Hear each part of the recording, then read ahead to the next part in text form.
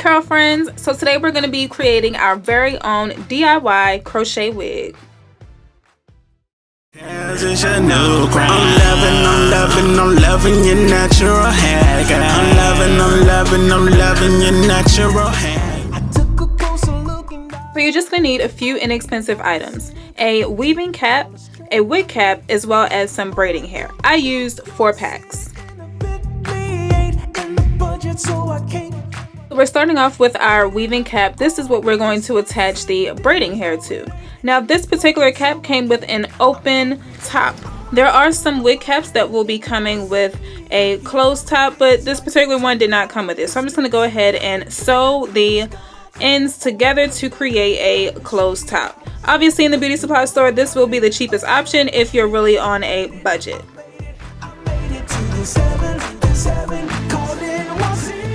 Moving on to the braiding hair. So now this part is totally customizable to your particular liking. I'm going for a really long hairstyle, so I'm just not going to cut the pack in half at all. I'm going to use the entire long length of the pack.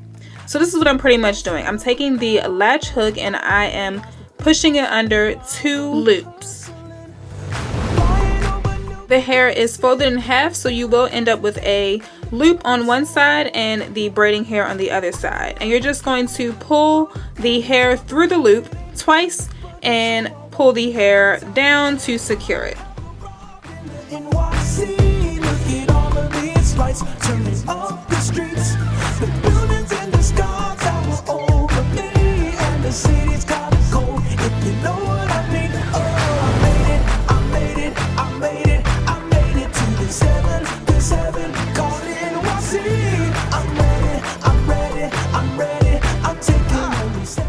As you're creating your knots and adding your hair to your wig, you want to make sure that you are keeping track of how much hair you have left as well as how much hair you're installing. I like to use the thicker method towards the back, and I thin out my strands of hair towards the front so that it lays nice and flat.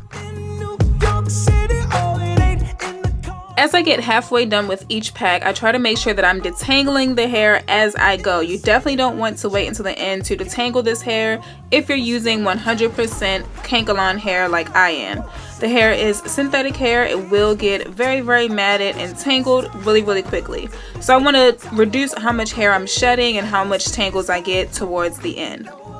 So I'm almost done. I'm just going ahead and adding in my thinner strands, like I told you guys before, towards the front of the wig. This will let go of all the bulk. It won't be too bulky, and it'll lay nice and flat, as you can see here.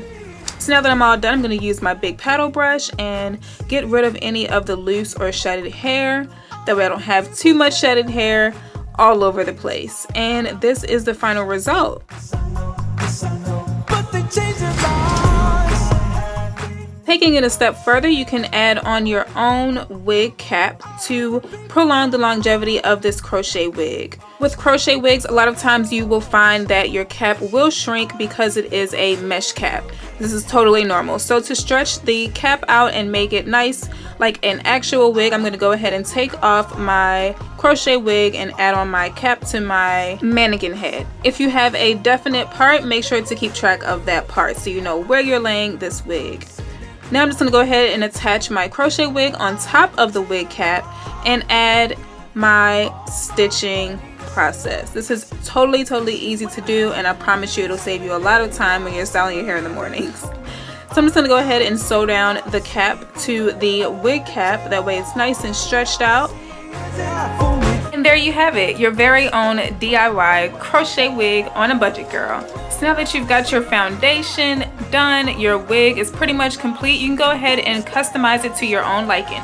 You might want to keep it straight just like this, or you could even curl it if you want to. I'll be personally curling mine in the near future, so stay tuned for that. If you enjoyed this tutorial, go ahead and click that thumbs up button. Subscribe if you would like to see more natural hair tutorials, and I'll see you guys on Friday. Love you guys.